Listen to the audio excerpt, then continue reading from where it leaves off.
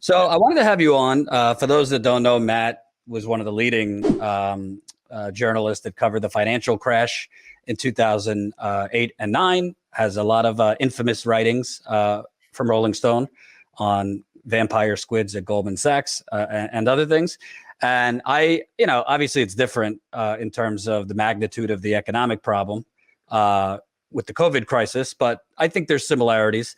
And I wanted to have you on because although I think Biden is getting credited rightly for certain aspects of the stimulus, it still leaves gaping holes structurally in our economy. And we also now have Larry Summers and some other Clinton era scoundrels coming out complaining about the 1.9 trillion stimulus. So I wanted to start with that. Summers basically came out. I don't know why. Maybe he just feels like he's not important anymore. Saying that this is like the most dangerous, the least responsible. That was the word. This is the least responsible economic or macroeconomic decisions we've had in a very long time. So, I have my thoughts, but Larry Summers, that school of economic thought. What are your thoughts on why is Summers so outraged? The Republicans are, but why is a supposed liberal so outraged? And B, what are your thoughts on the stimulus? Because to me, I don't know. I mean, the corporate media has spun this as like Biden is somehow like FDR, and that this is, you got John King saying this is rewriting the social safety net.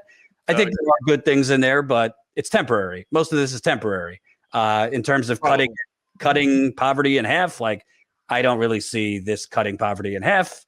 So what are your thoughts on both Summers and the stimulus bill in general? Well, my guess is that he's not just winging this, that, I think he's playing an important role for the party, which is he's trying to set the parameters of how far they're willing to go with this kind of spending. Obviously, the template for bailouts of the financial sector was set in 2008.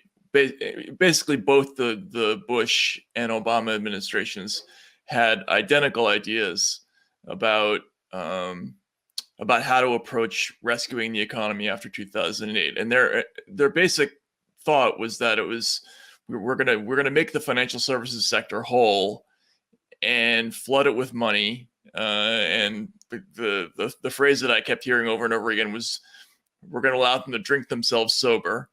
And so with programs like the TARP, later on it would be quantitative easing. There were trillions of dollars of secret Fed lending as well.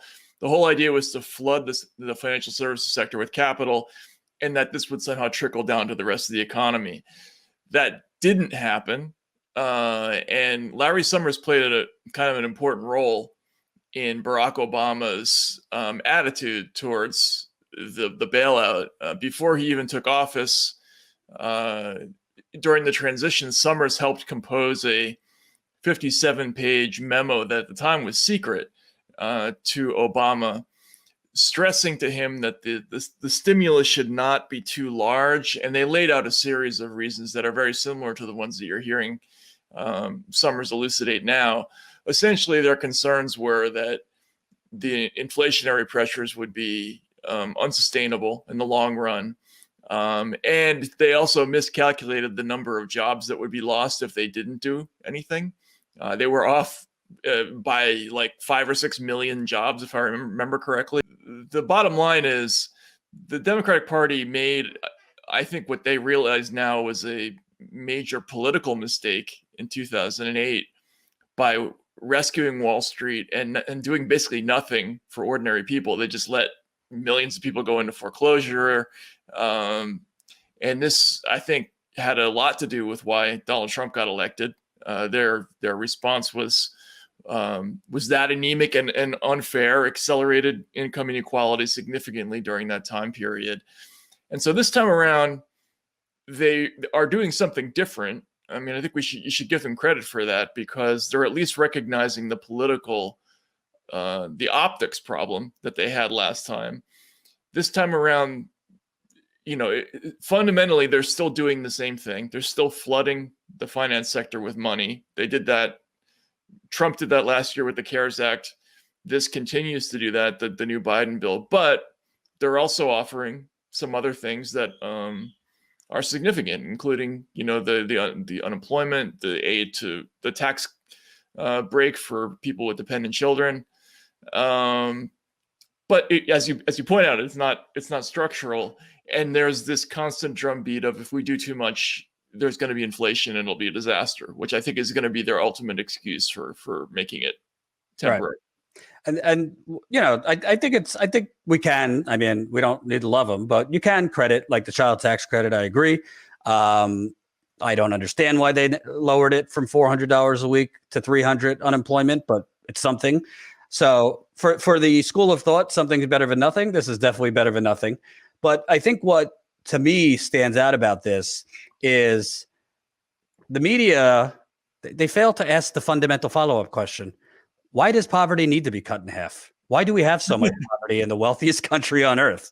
Right. Why are these, why is the Democratic Party in full control negotiating against itself? I mean, let's start with the $2,000 checks, which, like a $15 minimum wage, was kind of the compromise position. I mean, that was one check rather than what many countries were doing, which was monthly checks, the government covering payrolls. So they moved off of that for some reason that I don't know. Maybe you do. Suddenly we have president parliamentarian. The parliamentarian dictates what happens, which of course is not a thing, but that's what Biden, preemptively put in there. So although we can acknowledge there are some good parts, why do you think it is that there seems to be this, this friction between Biden and Schumer openly kind of criticize? I don't know about criticizing, but pointing out that Obama went too small and they went too small. So you have on one end them learning their mistakes, but at the other end, still making the same mistakes, which is arbitrarily deciding to go smaller than they needed to. Well, why do you think that is? Well, I don't take anything that Chuck Schumer says, that sounds like a gesture to populism seriously. Chuck Schumer's a wholly owned subsidiary of the biggest banks in the country, and as are many of the key legislators, in the banking committee and the financial services committee, and here's where the rubber meets the road with all of this. You ask the question, why do we have to cut poverty in half?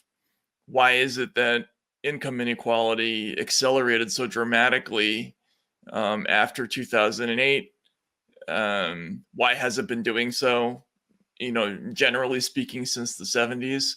It's because almost every policy that both the Democrats and the Republicans have pushed, from a macroeconomic point of view, has widened that divide, especially the bailouts. And I'm not just talking about the TARP. I'm talking about the whole concept of every time we have a speculative bubble that blows up, the Fed comes in, floods Wall Street with cheap money. This is after 1987. It's after the currency bailouts of, the early 90s, after the dot-com bubble bursts. It's always kind of the government comes in, makes everybody well again.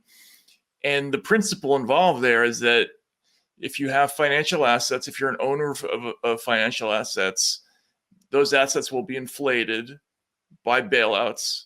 If you do not own financial assets, if you're a wage earner, and if you rent your home, you will remain in place. You'll be stagnant.